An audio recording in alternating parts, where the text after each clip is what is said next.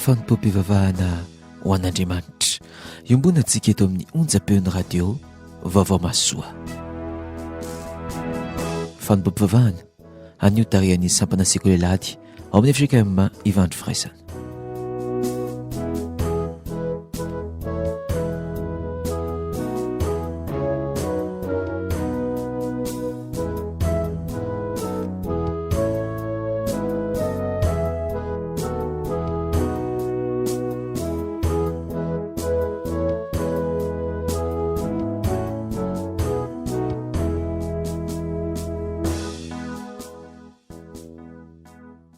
Ho an'izay rehetra mahalala an'Andriamanitra sady voantso ny masina, ampitomboina ao aminareo ny riavana ny fahasoavana, ny famindram-po, ny fiadanana ary ny fitiavana avy amin'Andriamanitra iray sy Jesosy Kristy Tompontsika.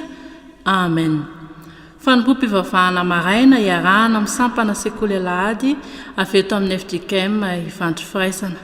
Faly ihany koa riavana miarahaba-tsika rehetra na hatratra somatsara indray ity taona vaovao 2024 ity, ary manonona fiadanan'ny Tompo amintsika tsirairay avy, dia ho tanteraka amintsika ity teny soratra masina ity manao hoe: ho tanterahan'i Jehovah ny angatainao rehetra. Hitantsika izany ao amin'ny Salamo 20:5 tapany 2. Andesika riavana hanomana ny fomam-panahintsika iona amin'ny Tompo. Ny Salamo 100 no iarahantsika mamaky sy antsona ary iterana an'Andriamanitra amin'ity maraina ity. Iara-antso ny anaran'ny Tompo isika. Miobio an Jehovah ary tany rehetra, manompo an Jehovah amin'ny fifaliana, mankanesa eo anatrehany amin'ny fiobiana. Aoka ho fantatrareo fa Jehovah no Andriamanitra, izy no nanao antsika ary azy isika dia olony sy ondry fiandrany. Midiry eo amin'ny vavahadiny amin'ny fisaorana ary eo kianjany amin'ny fiderana. Misaora azy, mankalazany anarany, fa tsara Jehovah, mandrakizay ny famindrampony ary miatra amin'ny taranaka faramandimbo ny fahamarinany. Amen.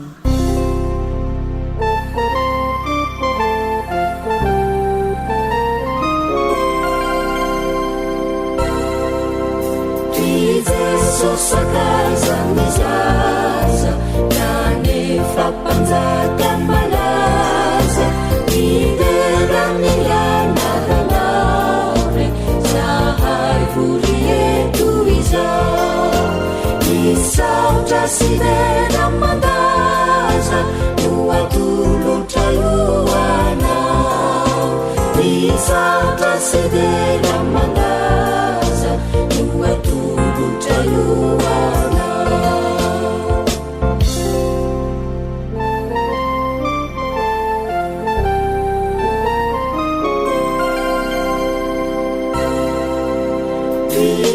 Somaleni fanai manatu manati manai izaza mivuli atiza eke maupuni nari isautra sidera mandaza nuatulutra yuanao isautra sidera mandaza nuatulutra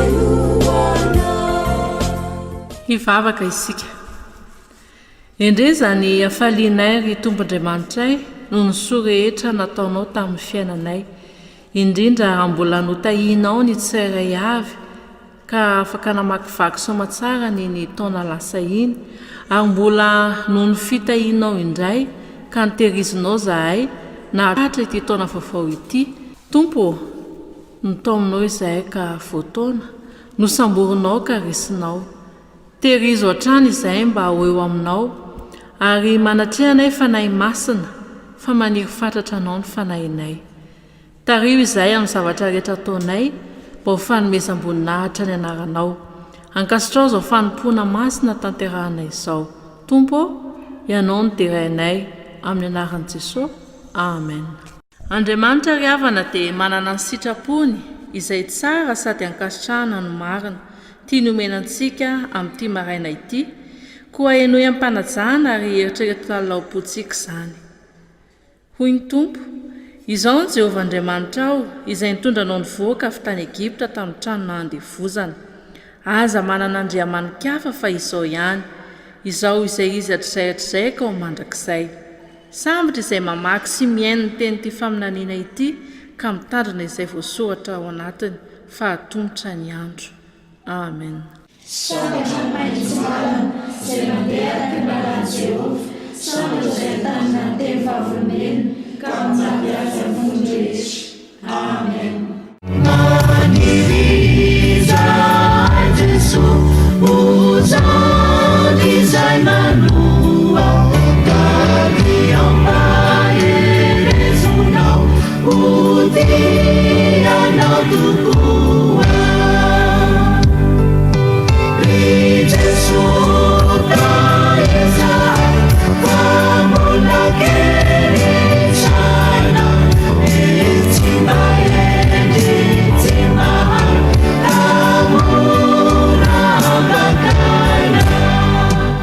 ry havana malala, tsy nahatanteraka izany sitrapon'Andriamanitra izany isika, koa aoka natona ny tompo hiaiky ny fahotantsika eo anatrehany isika.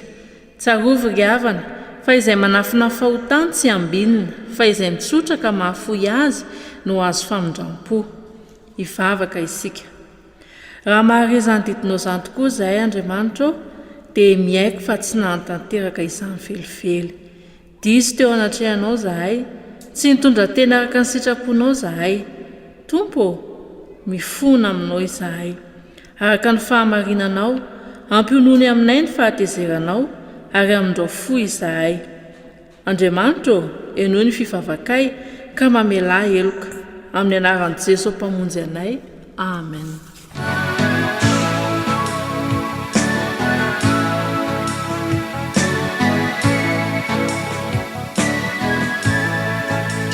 Masina si marina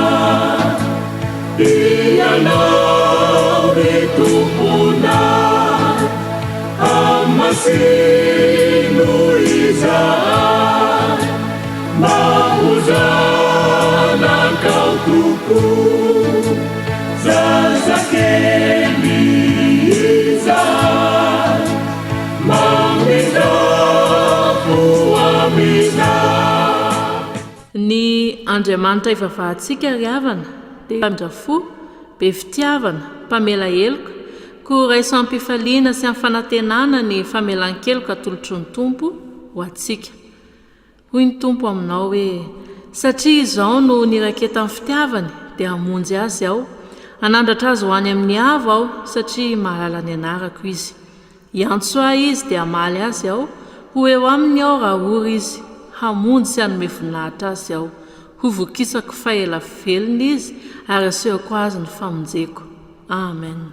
Sambatra ny izay velany sy voasarana ny fahotany, sambatra ny izay tsy sainy Jehovah heloka ary tsy misy fitaka ny fanahiny. Amen.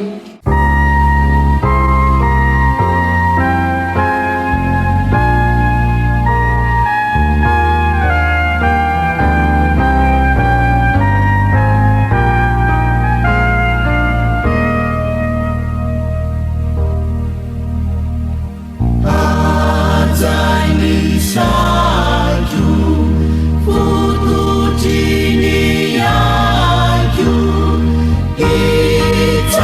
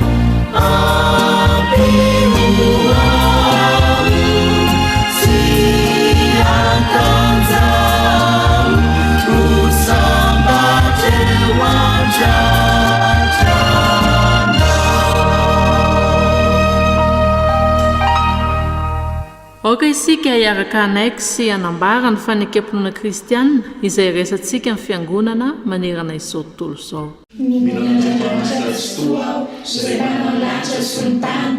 Andriamanitra dia fahaly, Andriamanitra dia fitiavana, Andriamanitra dia manjakatra amin'ny taloha indrindra ao mandrakizay. Andriamanitra dia mampiseho fitiavany antsika fa mbola mpanota isika dia mandry hamonjy antsika Kristy. Mino Jesosy Kristy zanany atokana tompontsika aho, tonga izy hitany sy hamonjy ny very. Izy ny lalana sy fahamarinana ary fiainana, izy dia tsy miovaova maro sy anio ary mandrakizay. Mino fanahy-masina aho, izy no manambara ny fanahintsika fa tsy fanan'Andriamanitra isika, fa na iray ihany nanaova matisantsika rehetra ho tena iray. Ny fandraisena izay eto mandresy izao tontolo izao dia ny finoantsika. Tompo, ampitombo ny finoanay. Amen.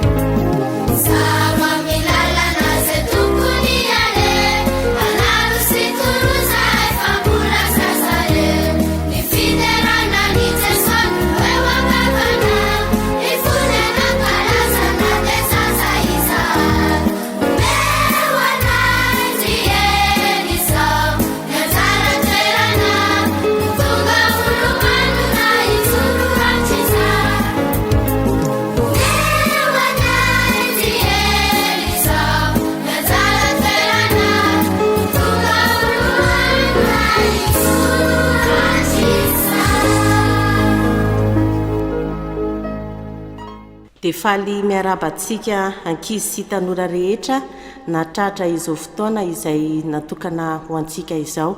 Miaraba ihany koa ny mpianakavin'ny finoana amin'ity maraina ity. Andeha araka hivavaka isika. Ry Andriamanitra tomponay eo dia misaotra anao izahay mbola omenao fotoana ahafahana mandray afatra fohy avy amin'ny teninao dia mitenena raha Jehovah fa voninkainanao izay mpanomponao. Amen. Ny tenin'Andriamanitra akatsika afatra amin'ity maraina ity rakizy dia arak'izay hita ao amin'ny filazantsarany Matio 7:7-12 tapany voalohany. Mivaky toy izao amin'ny anaran'ny Tompo hoe: koa amin'izany na inona tianareo ataon'ny olona aminareo dia mba ataovy amin'ny kosa tahaka izany. Averintsika indray ilay tenin'Andriamanitra hoe: koa amin'izany na inona tianareo ataon'ny olona aminareo dia mba ataovy amin'ny kosa tahaka izany. Amen. Raha azavaina fohy izany tenin'Andriamanitra izany rakizy dia raha misy tianao ataon'ny olona aminao zany dia mba ataovy amin'ny olona. Raha ohatra kosa ka tsy tianao zany ny anaovan'ny olona an'izany aminao dia aza manao an'izany aman'olona. Raha aka ohatra kely tsotsotra isika ohatra hoe raha tsy tianao ny avinavonan'ny olona dia aza mba miavinavina aman'olona. Raha tsy tianao ny hovalivalian'ny olona dia aza mamalivaly olona. Betsaka ny afatra azo tsoahana ao anatin'izany, betsaka ny zavatra azontsika atao ohatra ao anatin'izany hoe raha tsy tiantsika atao amin'ny tenantsika dia aza mba atao aman'olona. Satria amin'ny ankapobeny dia ny ataontsika ihany no miverina amintsika. Andehantsika ka tantara kely anankiray ho entina misintona avy amin'ny alalan'izany tenin'Andriamanitra izany. Indray andro dia nisy ramatoa lehibe anankiray nanana olana izy satria vaky ny kodiaran'ny fiaranetiny, zany hoe vaky pneu zany ity ramatoa ity. Izy nefany tsy mba mahay manolo izany kodiarana izany. Ny andro raha teo nangatsika be ny sady nanerika be. Ny anerina taony dia mipetraka tao anaty tomobile fotsiny izy nijery izay mba olona afaka mandalo afaka manampy anazy amin'izany fanoloana ny kodiaran'ny fiarakodiany izany. Rehefa ny andry elaela kely teo izy dia indro nisy lehilahy nandalo mitondra entana mavesatra raha lehilahy, kanefa raha nahita n'ity ramatoa lehibe ity izay fantany fa hoe ampanina na hoe tsy afaka mihetsika eo amin'ny sisin-dalana dia napetra ny entany dia nanantona n'ilay ramatoa izy. Dia mifanatsafa teo izy mianaka ka avy hatrany dia nosoloan'ilay lehilahy ny kodiaran'ny fiaran'ilay ramatoa. Dia ilay ramatoa taminy, ohatrinona izany mba afaka omeko anao anaka mba hisarako anao? Dia ilay tovolahy hoe tsy omenao volaka, zavatra haiko fotsiny iny dia aoka amin'izao. Dia nisaraka teo ry zareo. Taty aoriana dia nandeha nisakafo tamin'ny toeram-pisakafoanana iray ilay ramatoa. Dia gaga izy nahita vehivavy be voka anankiray izay miasa ao amin'izany toeram-pisakafoanana izany, izay tena sahirana tokoa manenjika ireo komandy ataon'ny olona sy manenjika ireo karazana rara hafa ao amin'ilay toeram-pisakafoanana. Rehefa lany ny sakafon'ilay ramatoa dia natsony ilay vehivavy ka nomeny vola. Dia faly aoka izany ilay vehivavy ary ny taorian'izay dia nijanona tamin'ilay asany izy. Ny antony tonga anazy mbola ny asa manko dia mba anangom-bola mba ahafahana hiatrika izany fiterahana izany, kanefa mihoatra lavitra noho izay nieritreretiny no azony izay nomen'ilay ramatoa anazy. Lasa no dia mikafaliana tany an-trano izy ary maika ery ny tantara izany zava-mitranga izany tamin'ny vadiny. Ny zava-nisy rakizy dia ilay lehilahy izay nanolo ny kodiaran'ilay ramatoa no vadiny ity vehivavy ity. Dia ajantsika treo ilay tantara fa ny afatra tiana ambarantsika rakizy dia ny soa ataonao dia mivaly tsara aminao. Ny ratsy ataonao zany dia fantatsika tsara fa mivaly ratsy amintsika. Dia andeha ary tsika hanana toe-panahy, hanana toe-tsaina amin'ny maha-sekoly alahady antsika, amin'ny maha-tanorantsika miaradia amin'i Jesosy Kristy, hanana toe-tsaina ahay hanampy ny hafa, dia hanana toe-tsaina ihany koa ahay ame voninahitra an'Andriamanitra manana an'i Jesosy Kristy ao anatintsika. Tsy voatery akory izany hoe tsy maintsy manome vola olona isika, fa nen'ilay lehilahy zao tamin'ny voalohany dia ny fahaizany no nentiny nanampy an'ity ramatoa ity. Dia ny antsika izay rehetra azontsika tao dia afaka entintsika hanampiana ny namantsika. Dia izany no midika fa izay soa ataontsika dia miverina amintsika ihany amin'ny fotoana tsy fantatra, amin'ny fotoana tsy ampozina. Ary ny tena zava-dehibe moa amin'ny maha-kristianina antsika ny andraisantsika valisoa lehibe dia ilay fiainana mandrakizay andrandratsika eo amin'i Jesosy Kristy. Fa mandra-pahatonga an'izany dia andeha isika hifanome tanana, andeha isika hifanao soa amin'ny maha-mpianatry ny tompo antsika. Dia ho an'Andriamanitra irery ny voninahitra fa ho amintsika kosa ny fiadanana. Andeha mbola hiaraka hivavaka isika. Dia misaotra anao izay ry Tompo Andriamanitra irenay raha mbola nomenao izay fotoana izay nafahanay nandray afatra fohy avy amin'ny teninao dia mba hifankatiavanay fa moa tsy izany tokoa va ny didinao Jesosy Kristy ary mba ahaizanay maneho fitia amin'ireo namanay sy ny olona rehetra. Dia amin'ny anaran-tsoanao ny anaovanay izany vavaka izany. Amen.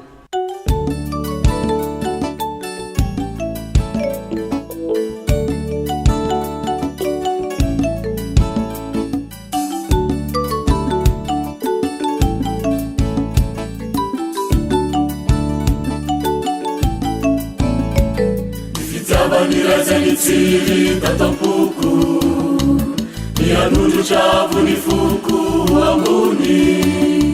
Vai karakala tompo fa niasany tompo tsy maintsy olalaiko niasy anao ny tompo ty azy mandrasy niasany lay favalo da mandrasy isika izaho tekena e anisany lay fandova tsara indrindra nilasy anao ny tompo ty azy mandrasy niasany lay favalo da mandrasy isika izaho tekena e anisany lay fandova tsara indrindra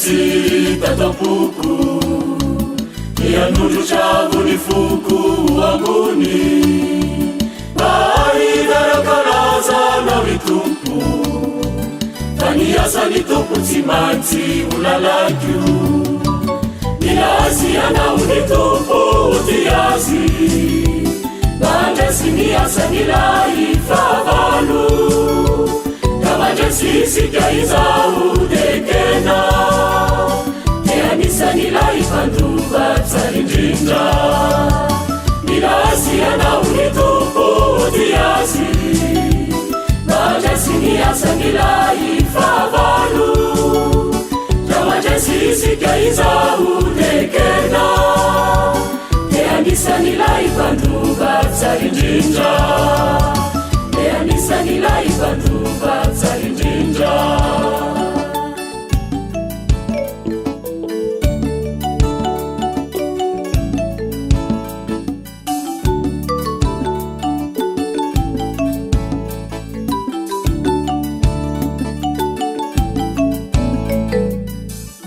tonga eo amin'ny fotoana amakinany teny eo amin'ny soratra masina isika riavana ny teny izay hovakiana dia hita ao amin'ny Ezekela toko 4:30 andininy 7:30 hatramin'ny 9:30 Ezekela toko 4:30 ny andininy 7:30 hatramin'ny 9:30 ho tohizana ao amin'ny filazantsara araka ny Jaona toko 5 Jaona toko 5 ny andininy 7:30 hatramin'ny 9:30 ary ho faranana ao amin'ny Apokalipsy toko 1 andininy 1 hatramin'ny 9 melohan'ny amakinany teny dia mbola iara ivavaka isika.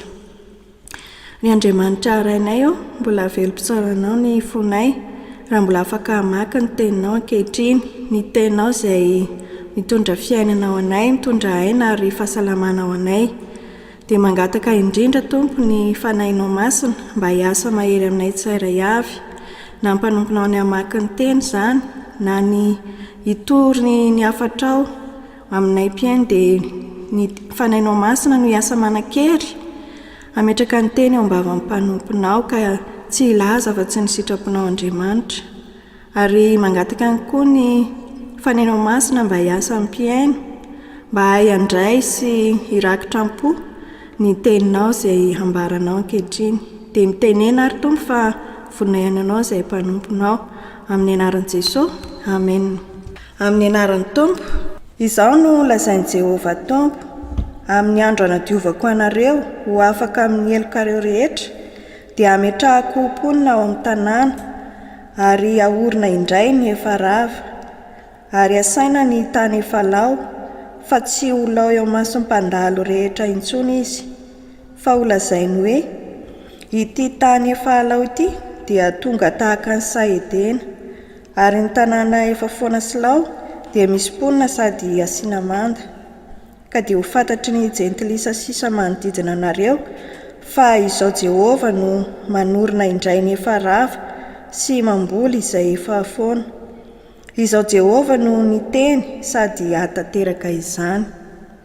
Izao no lazain'i Jehovah Tompo. Mbola ho tadiavin'ny taranak'Israely amin'ny anaovako izao ho azy. ho amaroko toy ny ondry ny olony, toy ny ondry amanosy masina izay any a Jerosalema amin'ny fotoam-pivavahana, dia toy izany no hafenon'ny tanàna nefa lao amin'ny olona maro toy ny ondry amanosy, ka dia ho fantatra fa izaho ny Jehova.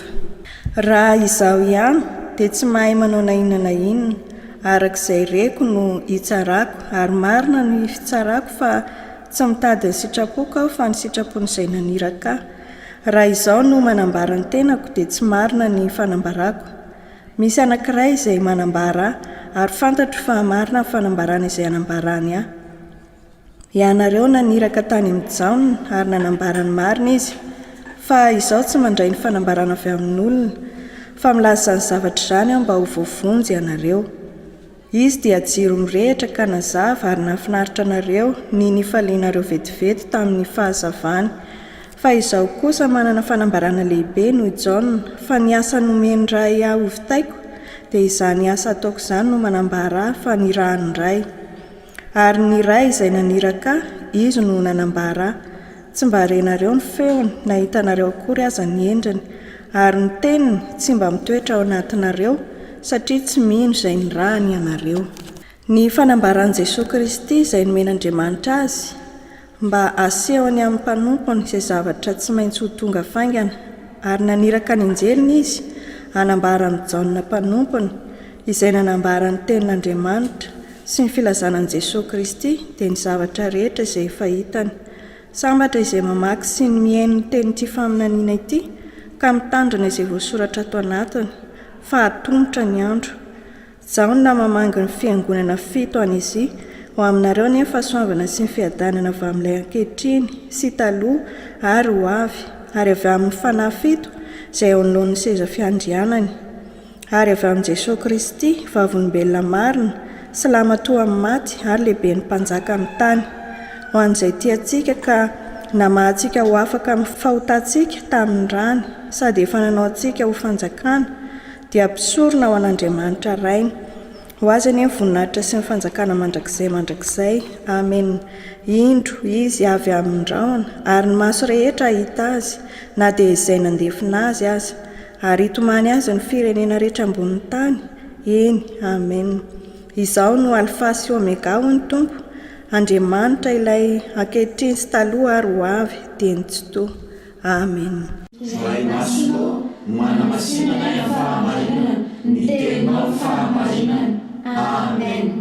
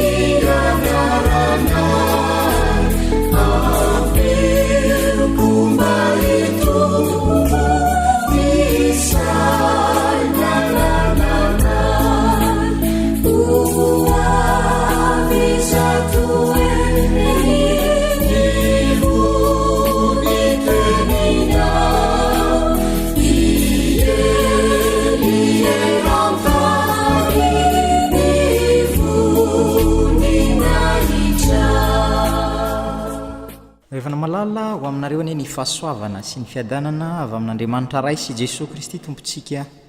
Amen. Miarabantsika rehetra mpanaraka tsy tapaka ity fandaharana ity dia manonona ny fitahin'ny tompo ho amintsika tsiraray avy. Amin'ity anio ity ry havana malala dia nisy soratra masina arak'izay hita amin'ny bokyny Ezekela 4:30 andininy 7:30 hatramin'ny 8:30 no andraisantsika afatra. Ao anatin'ny fibanjinana na ny fandiniana ny loha hevitra hoe maneho ny mahandriamanitra azy ny tompo sika ry havana amin'ity volana janoary ity. Maneho ny mahandriamanitra azy ny tompo. Zay ny loha hevitra dinitsika. Matoa misy fisehoana na fanehoana tsy maintsy misy zavatra kendrena. Hitatsika zany eo anivon'ny fiarahamonina ry havana malala misy olona misehoseho, misy olona manambara ny tenany. Ny tanjony dia mba hafantaran'ny olona azy ary misy tanjona kendrena ao ambadika. Ary tsy magaga raha hitatsika eo anivon'ny tanora raha hampakabady dia miseho izy amin'ilay ray aman-dreny zazavavy. Ny tanjony dia ampakatra zany zazavavy zany. Raha izao soratra masina izao hitatsika fa misy ny fisehoan'Andriamanitra. Ao anatin'ny fisehoan'Andriamanitra tiany tanterahana dia manana tanjona ikendrena izy. Ny fanontaniana mipetraka ry havana dia zao hoe inona moa no kendren'Andriamanitra amin'ny fisehoana io? Ino kendren'Andriamanitra amin'ny fambarana ny tenany? Raha zao soratra masina izao dinihina ry havana malala dia zao dia ny mba hanehoany ny voninahiny. Andriamanitra maneho ny maha izy azy, miseho izy mba hisehoany ny voninahiny. Ny zanak'Israely no ambarany soratra masina itenenan'Andriamanitra. Tian'Andriamanitra aneho ny voninahina raha ity soratra masina ity jerena raha tamin'ny fotoana nanoratana azy. Fa maninona moa ny zanak'Israely hanehoan'Andriamanitra ny voninahiny? Nga moa tsy efa nanehoan'Andriamanitra ny voninahiny? Satria ry Mosesy efa nisehoany zany voninahitr'Andriamanitra zany. Any zanak'Israely aza efa nahita sy niainany zany. Indrisy ry havana malala fa rehefa nivadika sy nihodina tamin'Andriamanitra izy ireo dia tsy nanana izany voninahitr'Andriamanitra zany. Ary lasa kobabo mihitsy azy. Ary eto azy ity texte ity dia ao anatin'ny mbola ao anatin'ny fahababoana ny zanak'Israely zay ny baboany ny Babiloniana ka tsy nanana ny voninahitr'Andriamanitra. Vokitry ny fahotana no nahatonga azy ireo ho lasa kobabo.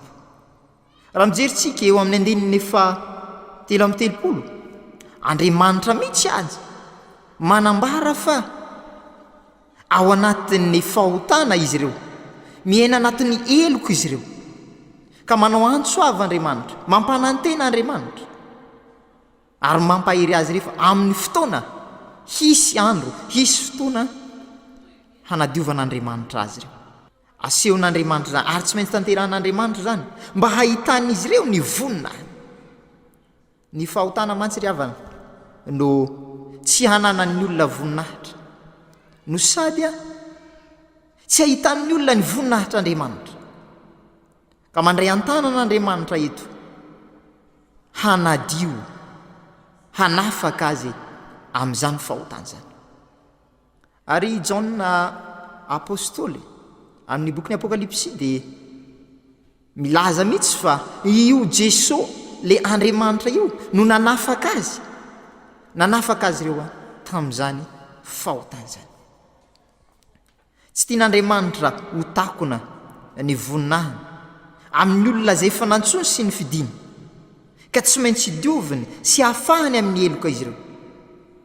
Melohan'ny fanafahany zany sika raha mijery amin'ny tontolon'ny texte eo ambony dia Andriamanitra mihitsy no miantso azy ireo hibebaka sy hanatona azy Andriamanitra. Fa raha miaiky ny fahotan'ny olona, Andriamanitra manafaka azy amin'izany elony zany.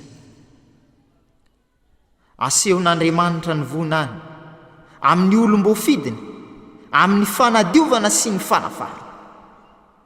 Tsy maintsy diovina izy ireo vao afaka hita ny voninahitr'Andriamanitra. Io voninahitr'Andriamanitra io mantsy ry havana, zay asehony sy ambarany, zay maneho maizy azy dia tsy afa-misaraka amin'ny fahamasinana. Noho izany tsy ahitan'ny voninahitr'Andriamanitra mihitsy ny olona raha tsy madio izy. Tsy ahitan'ny voninahitr'Andriamanitra ny zanak'Israely raha tsy madio izy, ka tonga Andriamanitra hanadio. Isy fotoana hanadiovan'Andriamanitra ny andrasana amin'izy ireo ry havana, dia ny hanaiky izany fanadiovan'Andriamanitra zany. Ny eloko na ny fahotana hoy aho no mahatonga ny olona tsy ahita ny voninahitr'Andriamanitra ary natonga ny zanak'Israely ho lasa ny kobabo. Raha zany ary ny fanadiovana azy ireo no vahaolana no ahitany ray ilay voninahitr'Andriamanitra siho, ilay mahizy zan'Andriamanitra. Tsy amin'izay ihany ry havana malala no ataon'Andriamanitra mba hahitan'ny olona zany voninahiny zany, fa ny hanorenany indray ny efa rava. Zavatra maromaro no rava rehefa lasa kobabo ny zanak'Israely. Taty aoriana dia rava ny tanàna, rava ny tempoly, ary ponina vitsy sisa no mba sisa tao. Anika na ny toeram-pambolena dia efa lao ny soratra masina, efa lava volo ka tsy nanana endrika intsony. Kanefa zao ny Jerosalema dia toerana isehoan'ny voninahitr'Andriamanitra, anehoan'Andriamanitra ny voninahitra. Kanjo lao noho ny tsy fisiny ny olona nitoetra tamin'ny fahamasinana, ary ny vahoaka izay ny fidiana dia lasa ny kobabo. Ary ilay fitoeran'ny masina izay manambara ny fanatrehan'Andriamanitra dia ny tempoly zany ilay manamarika ny fanatrehan'Andriamanitra sy ny voninahiny, dia efa rava ny fahavalo. Miseho Andriamanitra any am-pahababoana, any amin'ny zanak'Israely babo, mba haneho ny voninahiny.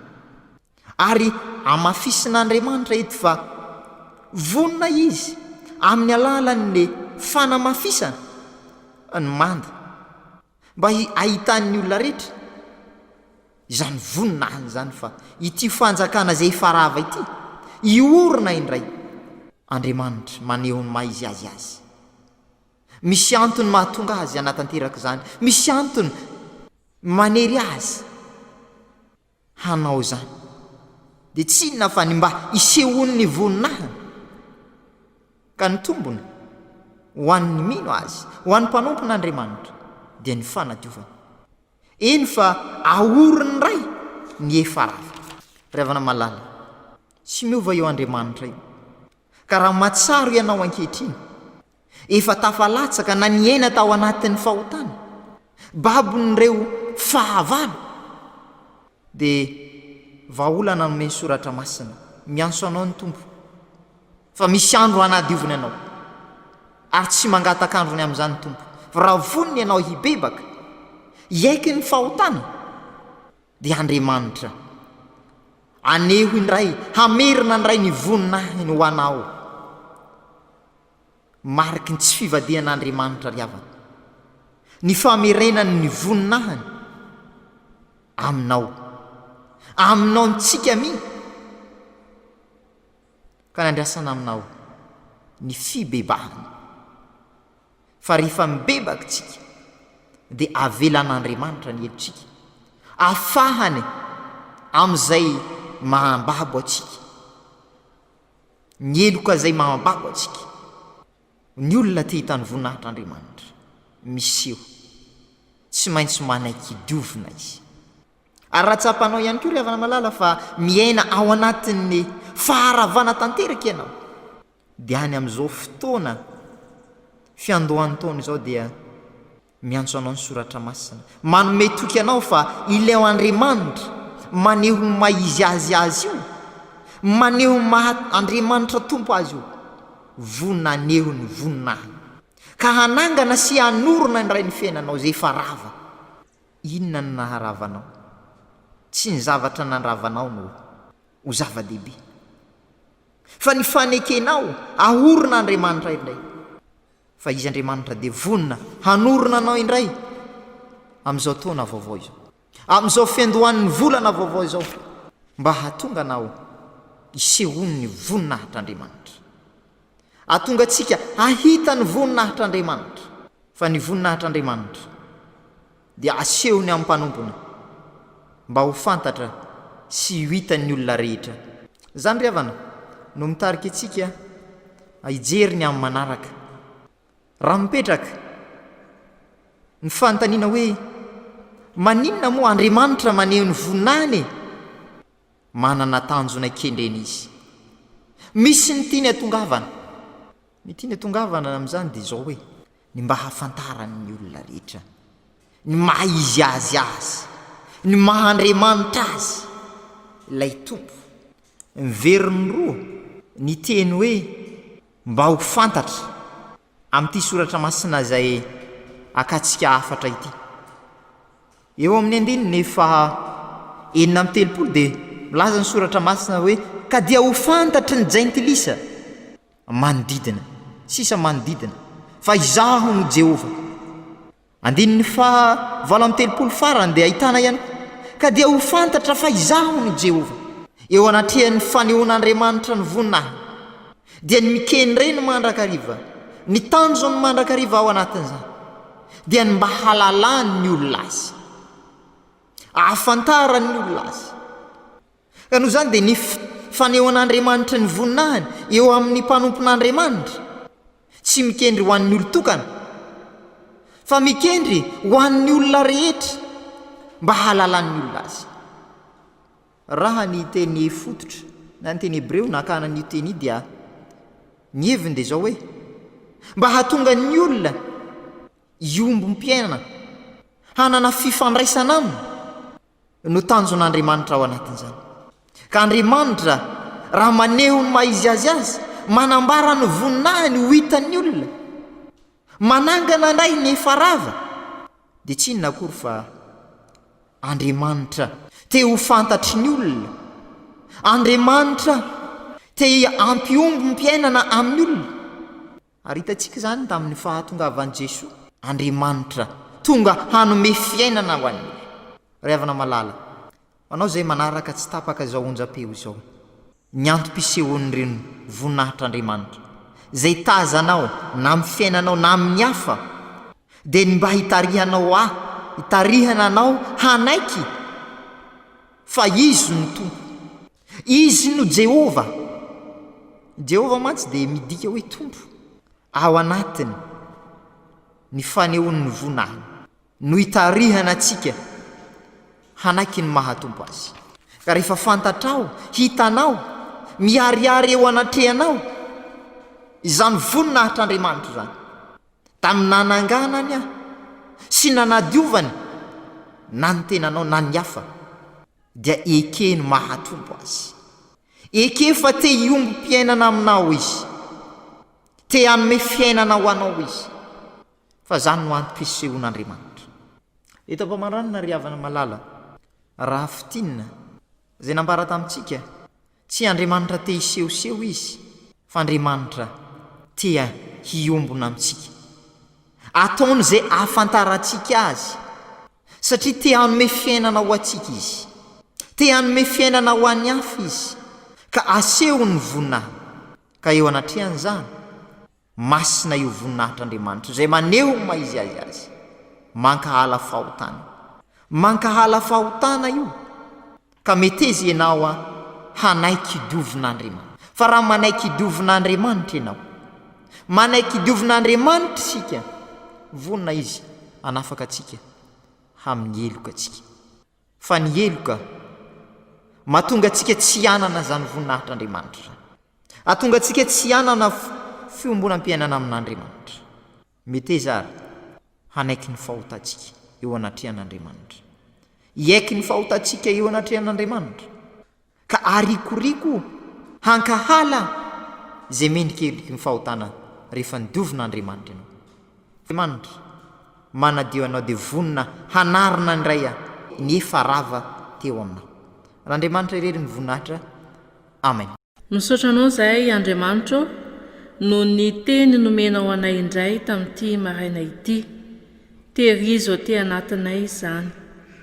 ampianaro izay mba andeha araka ny sitraponao izay teny rehetra norenesinay teto Andriamanitra mba hitoetra ary amoa avy zato eny amin'ny fiainanay. Mivavaka izay ankehitriny ho an'ny vahoaka malagasy rehetra.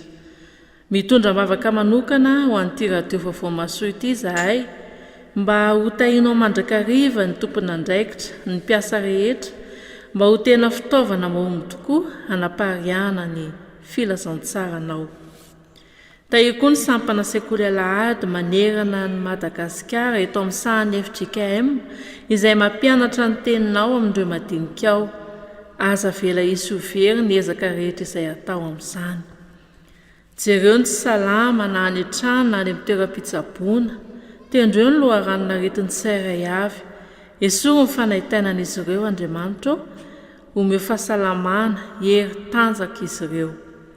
Ampionono ny azo pahoriana, ampahere izy ireo ory sy mijaly. Vavaka manokana izay Andriamanitra ho an'ity nosina ity. Ampanjakao eto ny fiadanana avy aminao, ampitodio aminao ireo mpitondra anay, mamindrafo amin'ny vahoaka malagasy rehetra tsy hankanavaka ianao. Indrindra Tompo amin'izao fotoan'izao dia hitanao ny valana rehetra izay miatra eto amin'ny firenenay ary tsy eto ihany fa eran'izao tontolo izao. Vavaka manokana aminao izay Andriamanitra, miasa mahery ary mitenena mba hitsahatra izany aretina izany. Ianao Tompo anala ny fahasahiranana rehetra misy ateraka izany valana retina izany. Misy ny very asa, misy ny tsy salama. Ianao mahita ny tsirairay avy sy ny fiainan'ny tsirairay avy Andriamanitra, indrindra ny miaina amin'izao onjam-peo izao. Miasa mahery ianao Andriamanitra ka hanafaka ny tsirairay avy ao anatin'izany fahasahiranana izany. Enoy ny fivavakay ary miasa mahery ianao. Farananay amin'ny vavaka nampianarin'ny Tompo izany vavaka izany manao hoe: Roenay izay any an-danitra, ho masina ny anaranao, ho tonga ny fanjakanao, atao ny sitraponao, izay atany tahaka ny an-danitra. Milonay ninana sahaza ao anay, ary mamelana elokay, tahaka ny mamelana izay meka taminay, azatondra ny amin'ny farakana, fa manafahany amin'ny ratsy, nanao fanjakana sy ny hery, ary voninahitra mandrakizay. Amen.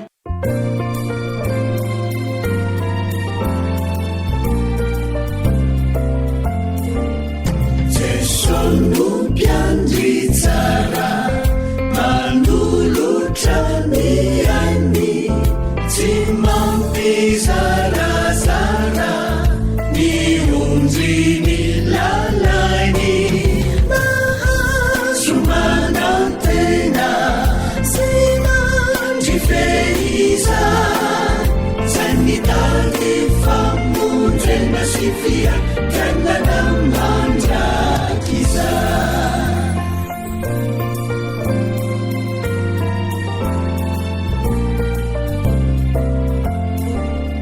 Jesonu tenilaina ratuyanau kamila ni filaminan China, Timisi fila-fila, mahazo manantena, sy mandrifeiza, sanitary famonjena sy fiadanana mandrakiza.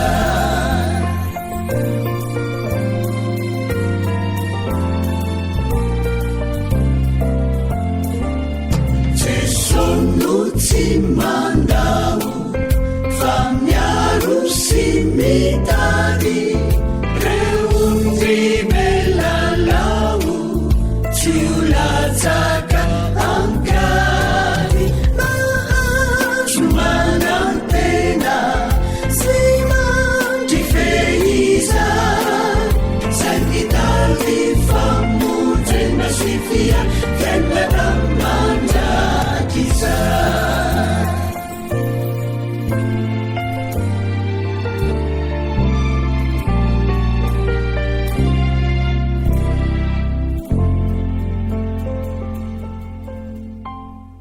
raiso ny jodanon'andriamanitra izay tononona somenanareo amin'ny anaran'i Jesosy Kristy tompontsika. mitahanao ny tompo ka miaro anao, mampamirapiratra ny taviny aminao ny tompo ka mamindra fo aminao, manandratra ny taviny aminao ny tompo ka manome anao ny fiadanana. Amen.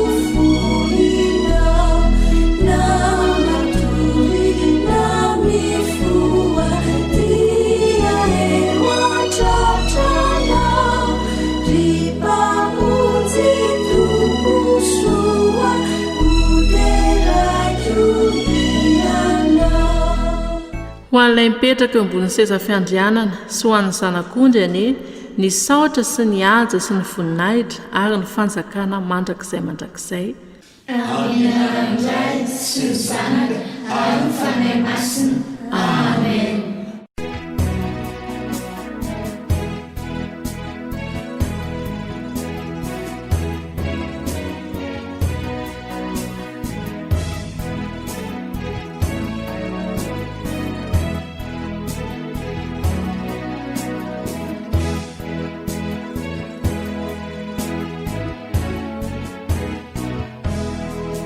Niombonantsika teo riavana malala ny fampivavahana ao an'Andriamanitra dia eto amin'ny onjam-peon'ny radio Voamasoa isaorantsika nitarika izany tamin'ity maraina ity ny sekoly lady avy ao amin'ny FGM Ivandro Firaisa.